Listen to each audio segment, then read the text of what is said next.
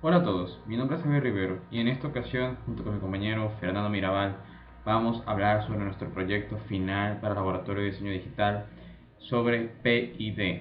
¿Ok? En este caso vamos a mostrarles en Proteus y con el uso de un Arduino Uno, vamos a mostrarles el control de un motor DC mediante PID para mantener la velocidad del motor constante en un set point mediante el uso de PID y pues un controlador de motor DC. Así que pues primero yo les voy a hablar sobre la programación de Arduino y mi compañero Fernando Mirabal va a hablarles sobre el esquemático eh, en Proteus. Así que pues nada, sin más que decir, comencemos. Ok, nos encontramos ya aquí en Arduino. Aquí vamos a ver cómo es la programación. Eh, Aquí pues empezamos definiendo variables, empezamos definiendo las variables que utilizaremos con define.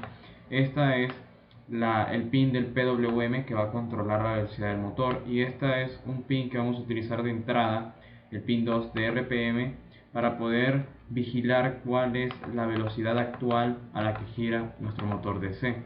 Tenemos este valor sin signo, o sea, no tiene valores negativos de código. Tenemos este array de caracteres de 20 caracteres. Definimos el pin de interrupción en el pin 2. Recordemos que en Arduino 1 los pines de interrupción son el pin 2 y el 3. Definimos el tiempo como un sign long, que se quiere decir que es del tamaño long, o sea, por 10 a la 100 y, ciento y pico, y utilizando todos los valores positivos para el contador y para micros, y un carácter que va a ser flag 0, que lo vamos a definir 0. Vamos a tener un flotante para la frecuencia, un flotante para las RPM.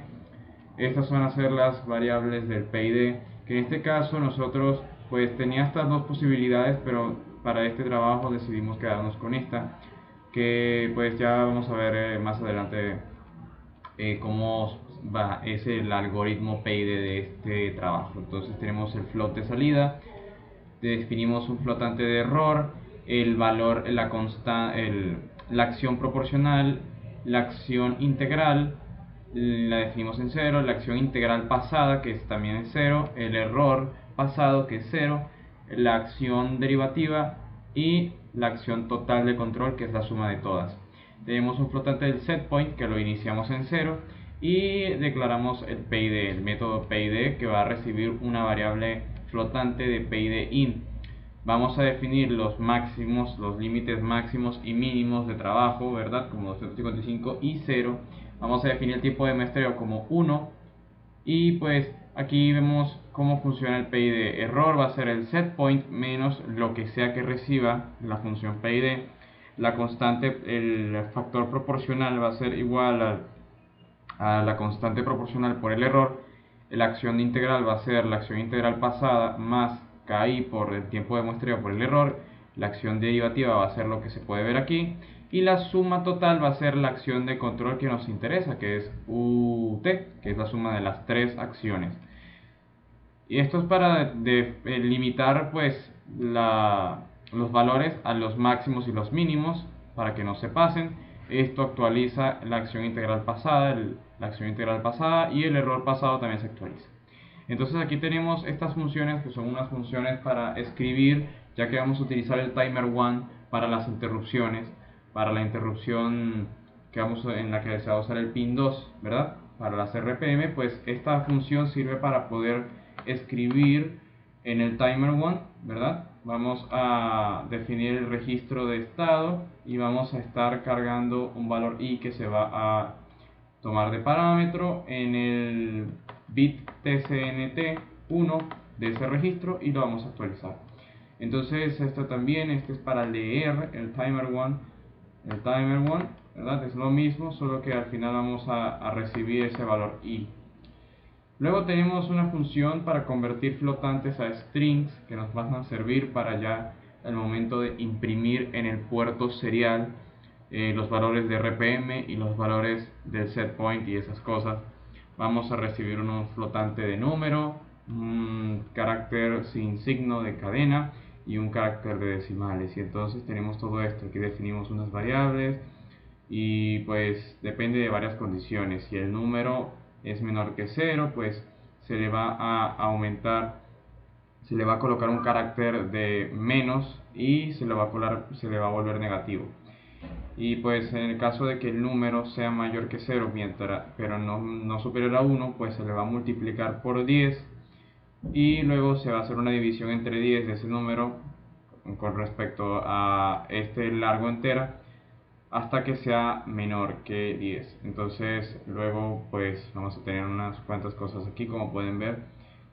Tiempo flotante igual a count for igual a 1, multicoma, esto es un bucle for, ¿verdad? Y pues esto en general sirve para pues convertir flotantes a cadenas de texto, cadenas de caracteres. Entonces luego aquí tenemos la interrupción que va a utilizar el timer 1. Recordemos que en Arduino hay tres timers. En el Arduino 1, el timer 0 que es de 8 bits, el timer 1 que es el que más se utiliza, que es de 16 bits, y el timer 2 que es de 8 bits también. Cada uno de ellos manejan unos pines determinados. En este caso el timer 1 maneja los pines 9 y 10, así que hay que tener cuidado con esos pines 9 y 10, de no usarlos para más nada. Y pues dejan de funcionar ciertas librerías dependiendo de ello, pero es el sacrificio que hay que hacer. Se ha decidido utilizar ese método de interrupción, se llama así. Vamos al contador a igualarlo a lo que sea que esté en el red timer 1. Vamos a escribir el timer 1 con 0 y vamos a poner flag 0 a 1. En el void setup, para configurar el Arduino 1 para configurar los pines y todo eso, el pin PWM, como dijimos, va a ser una salida, el de las RPM va a ser una entrada. Definimos el pin de la interrupción como un input pull-up, es decir, lógica inversa. Cuando lo que sea que esté conectado allí va a tierra, ¿verdad? Y cuando por ese pin hay un valor bajo, se va a activar. Naturalmente él va a estar en valor alto. Definimos la interrupción, con qué pin se va a ejecutar. Se va a ejecutar con el interrupt pin, va a ejecutar el método interrupción y se va a ejecutar solamente cuando es en el flanco de subida, ¿verdad? Esto es lo que quiere decir Rising. Entonces inicializamos el puerto serial en 19.200 baudios, imprimimos este string iniciando, que se le va a imprimir nada más una vez, y definimos la velocidad inicial del motor en 0, o sea, enviamos una señal analógica al PWM de 0 y definimos, ya configuramos el timer 1 como tal. Aquí se configura, estos valores hay que colocarlos, ¿verdad? Y en este registro hay que colocar el preescalador, que en este caso el preescalador se ha colocado, se ha colocado a 8, ¿verdad? Ya que recordemos que la frecuencia del Arduino 1 es de 16 MHz y eso es muy rápido, o sea, eso va a hacer que el tiempo que le coloquemos se vaya de inmediato. Entonces queremos que el tiempo vaya a una velocidad determinada, entonces preescalamos esos 16 MHz. Entonces en el void loop finalmente tenemos que el código va a ser analog read de 0, se le va a leer el pin 0.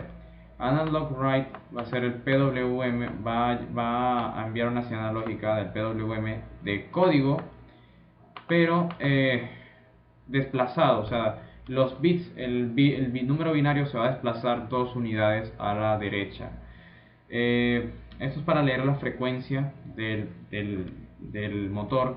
Si flag 0 es diferente de 0, entonces se va a ejecutar esto. Frecuencia va a ser igual a 16 MHz entre 8 por el contador, ¿verdad? 8 por el preescalador y el contador. Recordando que 16 MHz es de cristal del Arduino. Entonces, si flag 0 es igual a 0, pues nada. Se aplica el algoritmo on-off. Definimos el set point como, esta es una ecuación que depende exclusivamente de la frecuencia mínima y máxima del motor de ese que estamos utilizando, cuáles son las frecuencias máximas y mínimas que admite, y eso también va a cambiar el preescalador. ¿Okay? En este caso pues permite frecuencias desde 30 hacia arriba, porque el preescalador, la frecuencia mínima del preescalador de 8 es de 30 Hz. Entonces aquí tenemos, llamamos a la función PID con el valor de frecuencia que esté en la variable frecuencia, que la vimos aquí arriba. La salida va a ser igual a la acción proporcional el total, que va a ser definida por PID. Y analog write, enviamos el PWM, finalmente lo que sea que haya dado nuestro PID, o sea, la acción completa de control con el proporcional integral derivativo. Eso se va a ejecutar continuamente para así darnos el valor que deseamos, y finalmente vamos a imprimir en el puerto serial los valores de el setpoint y de las RPM, y vamos a dejar un pequeño delay. Entonces esto sería todo así. Entonces mi compañero Fernando Mirabal va a explicarles en la simulación cómo funciona todo. Así que sin más que decir, muchas gracias.